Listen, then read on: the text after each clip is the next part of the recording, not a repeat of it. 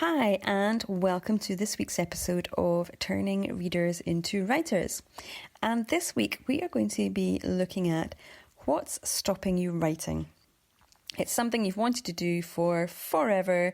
You've always wanted to write your novel. You've journaled off and on for a long, long time.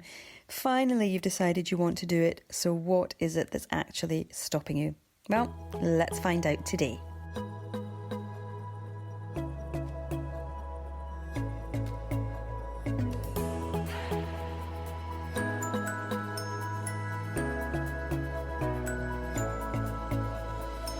Hi everyone, thanks so much for joining me. I just wanted to let you know about a very special event I am holding throughout the month of August. It is a special 20-day event called Author Accelerator. And it's especially for you if you are a beginner writer, because I am inviting in to talk to me a whole heap of experts, whether it be a how to write type book, or whether it be how to get in the right frame of mind, or whether it be how to build your confidence and reduce that imposter syndrome. I've got experts coming in to chat to you about all sorts of things. So head on over to my Facebook group, Turning Readers into Writers, and join in the fun which will be happening throughout August for our August Author Accelerator. Great. I can't wait to see you there. Bye-bye. So, as we mentioned in the introduction, you've always wanted to write a novel. It's something you've wanted to do for as long as you can remember. And so, what is it that's stopping you? You've dabbled at school. English was probably one of your favourite subjects. You've journaled off and on for many, many years. You've taken part in evening classes or weekend workshops on how to start your novel. Well, I just want you to take comfort from the fact that you are definitely not alone in your procrastinating. But let's kind of examine what is it that's stopping you from doing it, from actually taking the plunge, from sitting down at your desk and doing the writing. Well, there's usually two things. The first thing is confidence, and the second thing is time. So let's take a look at those individually. So first of all, confidence. Confidence is a big thing for all of us in no matter what aspect of life we're talking about, not just writing a novel, but, meeting new people, going for job interviews, all range of things, becoming a parent, oh my goodness, that's going to knock your confidence, that's for sure. But, what is it about writing that makes us so fearful? Because it doesn't really matter if you are the CEO of an international financial institution. It doesn't matter if you regularly go into burning buildings and save lives. It doesn't matter if you are a teacher who teaches other people to write. You can be in every other aspect of your life. You can be very, very confident. But when it comes to writing, your confidence lets you down. And why is that? Well, there's kind of a few reasons, but let's take a look at, first of all, writing craft. Some of this lack of confidence comes from the practicalities of writing a novel. For example, how do you structure the story? How do you create believable characters? How do you even write the first sentence? Which, by the way, is probably one of the last sentences that you will write. But some of it runs deeper than that. During the course of writing, you're baring your soul. You're being more vulnerable than you've ever been in your life. And that vulnerability, that's something else that can hold you back, because you're worrying about what people will think of when they read your stories. Will they see your work as a reflection of your own beliefs and thoughts rather than those of your characters? You worry that they'll never read your work at all. Other people's opinions will also hold you back, because as writers, we're a bit of a strange breed. There's not many other people who want to spend time alone in their rooms, talking to themselves or interacting with imaginary people. I'm sure most people, would rather be out somewhere socialising, chatting on the phone, browsing through their social media, scouring Amazon for their next daily deal. Whereas, the likes of you and me, well, we'd rather be tucked up in bed or on the sofa or at the kitchen table with our laptop or our notebook and pen, and we'd much rather be creating worlds that really only exist in our head. And that can make us feel quite vulnerable to other people's opinions about us, and what they're thinking about us, and whether they're thinking, the third thing here, if they're thinking it's a waste of time. Because, as I said, writing is not what everybody wants to do. It's a kind of strange thing to want to do, and many people, if we're honest, well, they just don't get it, do they? They don't understand why we want to do what we do. But that's okay, because, they don't have to. They don't have to get it. But if they are being vocal about it and they're making you feel strange about it, well, that really can take a toll on you and what you dream for yourself. And I myself know of a few people who have been dissuaded by family members from writing. They've been told, that it's a waste of time, that it's not something to pay the bills, it's not a job, it's a hobby, it's just something you do for fun, but it's not really a way that you should want to spend the majority of your time. And they make you feel guilty for wanting to do something for yourself. You've perhaps been made to feel that writing is a selfish thing to do. And so all of that kind of leaves you feeling very unconfident about your own desires. It leaves you feeling that it is all a waste of time. It leaves you questioning, do you have what it takes in terms of either writing craft, or do you have the emotional stamina for it? These are very genuine and very common worries that new writers have until they kind of have found your feet, found your confidence, are happy to describe yourself as a writer. Until you make that shift in yourself, other people's opinions and that feeling of vulnerability really, really can knock your confidence and make you think twice about whether you want to carry on your writing journey. But none of that is true. What those people say about you, that confidence, that lack of confidence you've got in yourself, none of it's true. And I know it's not true because I know that you are an avid reader. I know that you have read tens of thousands, possibly even millions of words. I know that you have the ability to tell this story. I know that you have a longing inside of you. And because of all of this, I know that you know how to tell a story, but you just don't believe it yet. You don't believe it yet, and so your lack of confidence is stopping you from progressing on with your writing journey, from telling your story, from putting those words down on paper. So confidence is the number one killer of dreams, or a lack of confidence is the number one killer of dreams. So what else might be stopping you from writing? The second thing that people say to me when it comes to why they can't get started with their novel writing is that they don't have time. So does this sound like you? Do you feel that you don't have the time to write? You are perhaps working, you're working full-time or even part-time.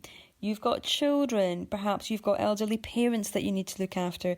It may be that you have a sibling to look after, or that you have grandchildren to look after.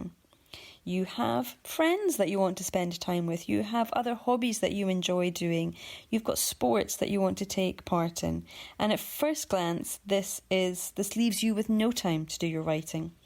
Especially if you take Stephen King's advice, which I know that a lot of new writers do.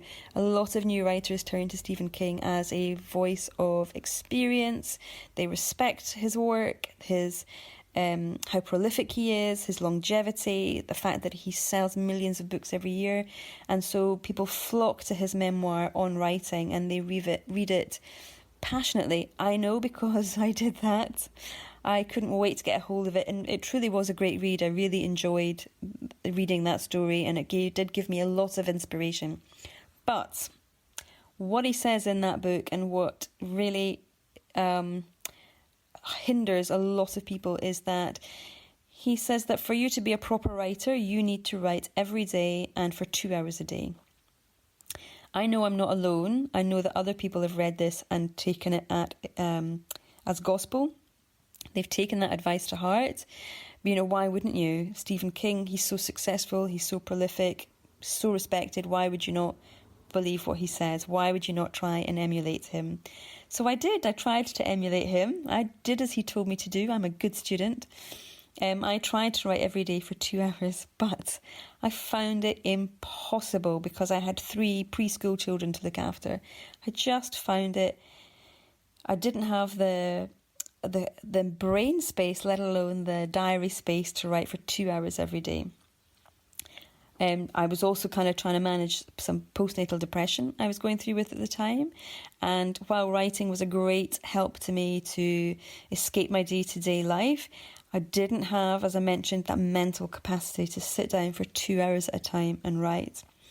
Because a lot of people, well, they often underestimate the amount of mental agility it takes to create a world from nothing, to create characters from nothing. That takes a lot of work, a lot of calories. It burns a lot of brain calories. And at that time, we're going through the depression. My goodness, it was just tough enough to get through the day. That was difficult enough. I didn't have any extra reserves to become this proper writer that Stephen told me that I needed to be.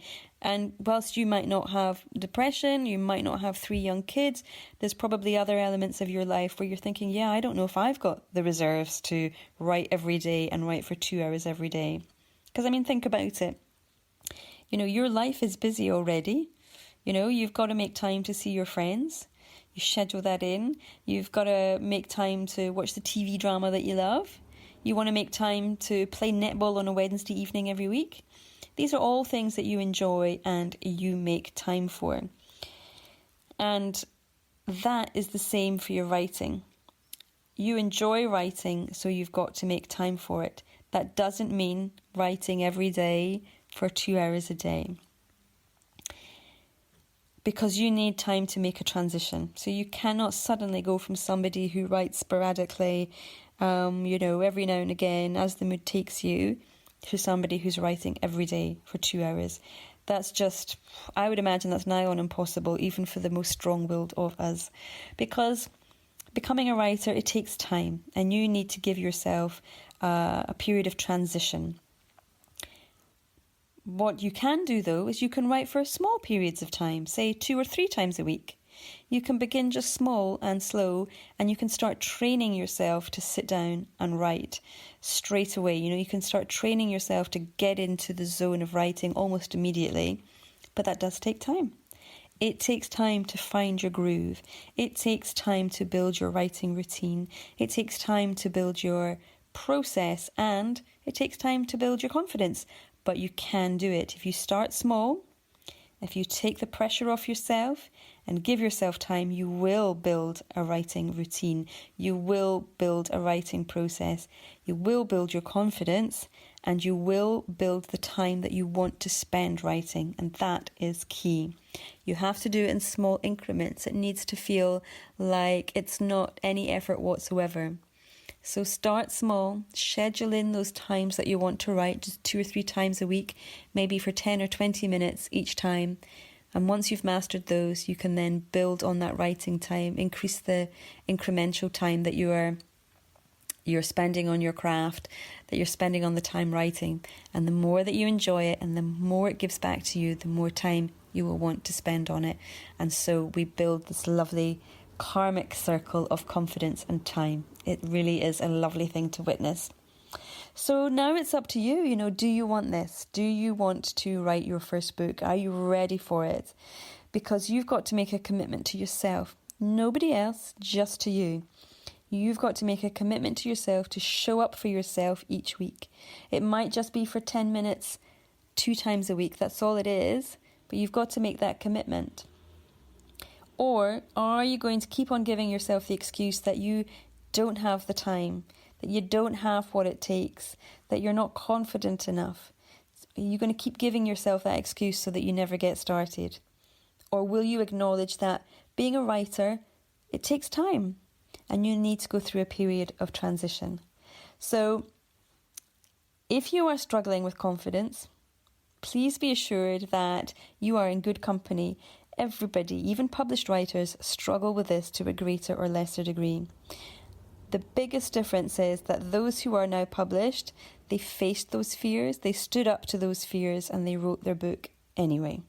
Is that going to be you? If you love writing, if that's what makes you happy, if that is what fulfills a part of you that nothing else can, then you owe it to yourself to ignore those naysayers, to ignore your own inner critic, to schedule out that time for yourself, give yourself that time and that transition time and get started.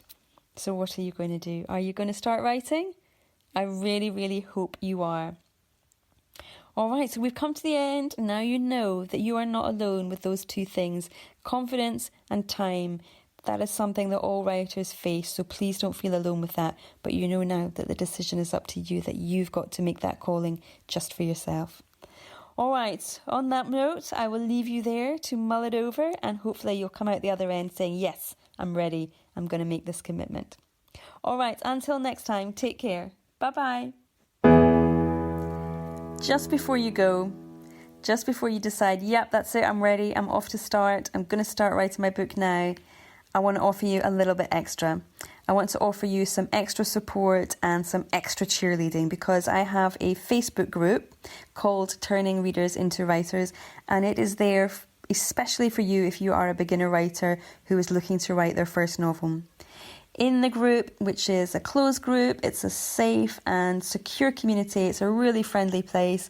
We offer weekly, education, advice, hints and tips, inspiration. We also have a weekly live Q&A, and we bring in guest speakers to speak on a whole range of topics.